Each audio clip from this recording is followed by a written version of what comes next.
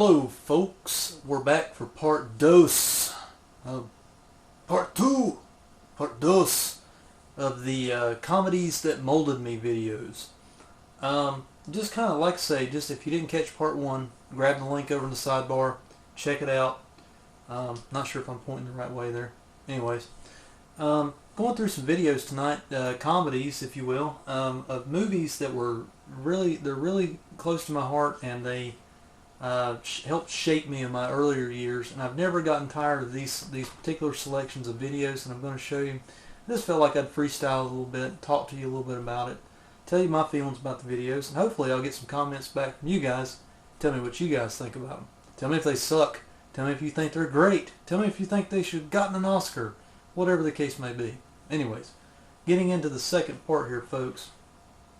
Albeit I like its sequels as well, but you got to go with the original, Vacation, with Chevy Chase there in the lead role, Beverly D'Angelo.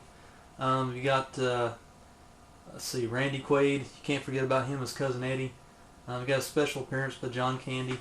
Man, this is just an 80s classic that is kind of like a sleeper hit, if I'm not mistaken. When it first came out, it didn't do so well. But then the word caught on that this is like really funny. And it's got this guy that used to be on Saturday Night Live. It's got Chevy Chase, yeah. And it really just caught on. And it's got kind of, if you probably won't differ with me, it's probably got an epic feel to it. Because they go from like Chicago all the way to California in this station wagon and have hijinks all along the way. Well, you guys have probably seen it, but another one that's just close to my heart. All the kids in the neighborhood, we always seek out a television if Vacation was on because it was just so funny.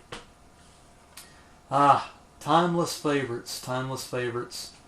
Got to go with Stripes, Bill Murray, Harold Ramis, John Candy, you name it. PJ Souls is in this one. You know her from Halloween and a few other flicks. Ivan Reitman production. Got to tell you folks, I've been in the military myself, and boot camp has really not changed that much from what they depict in this movie. Now, it's not all comedic and all that. It's very hardcore, but it's just really cool, especially if you've ever been in the military. You'll probably appreciate this movie all the more because it makes fun of military life and all that, all the rigid rules and regulations that you have to follow while you're serving in the military. This is just, it's an extended cut that I picked up cheap Walmart bargain bin some time ago.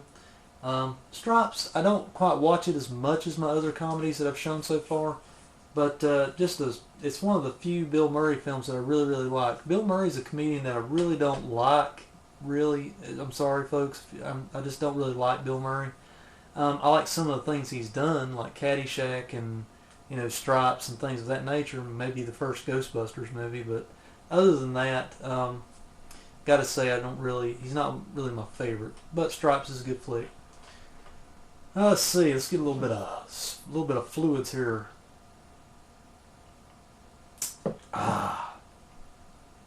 Oh yes. You can't be a product of the late 70s, 80s, or even the early 90s without seeing Cheech and Chong, Up in Smoke. Folks, this one's not necessarily a bare bones. It's got a feature commentary and some deleted scenes. You gotta see it, folks. It's an American classic now. It's funny because this is a real low budget feature based on the skits they used to do record albums about. And I don't know. It's just self-explanatory. Cheech and Chong, Up in Smoke. I've even got a few of the sequels over there, and I really enjoy these films. If I'm ever in the mood for just like full on, just deadpan or just brain dead humor, I guess that's what I'm trying to say. Just for stoner humor, these are the granddaddies of stoner humor. Friday's a good movie, but this is where they learned it, guys. Cheech and Chong, Up in Smoke. Oh yeah, I mean, you just say 80s, you gotta have some John Hughes in there. I picked out a couple that are really the ones that I just watched the most. Probably two of my favorite, Ferris Bueller's Day Off and The Breakfast Club. You got the flashback edition of Breakfast Club, and Ferris Bueller's got a few special features on it. I like Weird Science the best of all John Hughes movies. Unfortunately, I've just never found a good deal on it where I live. I'm still looking for that one to add to my collection.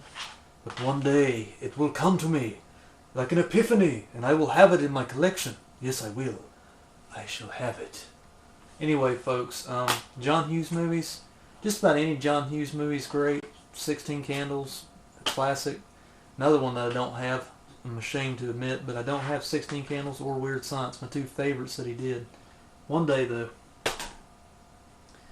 Let's see folks, keep it rolling on. Have a little sip here. You guys are probably thinking, hey man, I didn't click on this video so I can sit there and watch you drink, man. What's wrong with you? Anyways, another one from the early 80s here. I'm a big sucker for Burt Reynolds' just slapstick humor movies he made with Hal Needham, ex-stuntman turned director. He made like tons of movies with this guy. He did this Smokey and the Bandit first couple movies. He did, of course, Hooper. I mean, you name it. He did a lot of movies with Hal Needham. And one of my favorites is the Cannonball Run. I mean, this one just appealed to a lot of different people because it had such a wide range of... I mean, you can see on the cover there how many different people's in this movie. I mean, they even got James Bond, for crying out loud. They got Roger Moore, of course, Burt Reynolds, Dom DeLuise, Farrah Fawcett, Dean Martin, Adrian Barbeau, Jamie Farr from MASH. And they got tons of cool vehicles in this. I mean, they got all kinds of cool sports cars. And if you don't know what the Cannonball Run is, disclaimer. The Cannonball Run is a sort of like the gumball rally that they do in Europe and different places around the world. Basically, it's just a race across the nation or a certain amount of space for a certain amount of money or just for the fun of it. Yes, people break the laws and they do all kinds of wacky stuff along the way, but it's all for the fun of it. Special features, it's got an audio commentary. It's kind of a bare bones old Snapcase Warner Brothers deal. There again, Cannonball Run, lots of laughs, a lot of cool cars, cool characters. One of my favorite characters in here is Mel Tillis, oddly enough, is in this. And whenever he's talking to Terry Bradshaw of football fame, they're trying to tune up their car for the big race the next day for the Cannonball Run. And he's sitting there, they just ran it into a swimming pool. And they're trying to work all the bugs out of it. And he's sitting there trying to rev up the motor. And he's talking to Terry Bradshaw, and he stutters a lot anyway. And he's like, hey man, I think we ought to paint it. But it ain't running worth a shit. I mean, he's just funny the way he talks. And he's only in it just in little parts in the movie, but watch for him. He's really good. Jamie Farr is the Sheik down there, and you notice I do a little character called the Sheik or the Southern Sheik on my little comedy videos from time to time. Yeah, that's probably an early influence to the Sheik there. Anyway, good flick, love it, never get tired of it. Thought I'd throw another Burt Reynolds flick in there. It's the immortal classic, Smokey and the Bandit. Not necessarily from the 80s, from the late 70s. But guys, you cannot get better than this. This is like the one that started it all. I mean, or it's not probably the one that started it all, but it was smack dab right in the middle of all the trucker, Dukes of Hazzard style movies and television that was on during that time. I mean, you had Dukes of Hazzard, you had Convoy, you had Smokey and the Bandit movies. You even had a Chuck Norris movie called Breaker Breaker, which is a rip-off of Convoy and Dukes of Hazzard. I mean, with Kung Fu thrown or karate thrown in there. I don't know. But anyway, Smokey and the Bandit. You got Burt Reynolds playing the bandit with his cool 70s Trans Am there. Got a lot of cool stunts in it. But the standout performance in this movie, you got to give props where props are due, is good old Jackie Gleason playing Sheriff Buford T. Justice. It doesn't get better than that, man. That guy he just knows comedy. He is comedy. In fact, I think Jackie Gleason even peed comedy when he was walking around. Anyways, got a little off the tangent with that one there. Folks, I think I'll close with a Bob Clark film. No, it's not Black Christmas or Death Dream. No horror movies in this video.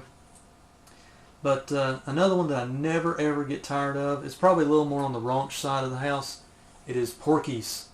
Yes, this is like the one-size-fits-all edition. If you've never seen Porky's, it's self-explanatory. No, it's not. Actually, it's just about a bunch of guys in southern Florida in the 1950s, I believe. Trials and tribulations. Hijinks ensue. Gotta see it, folks. I think I'll close for right now. Watch for part 3 soon in the saga of the comedy movies that molded me. That's right. You out there, watch the videos.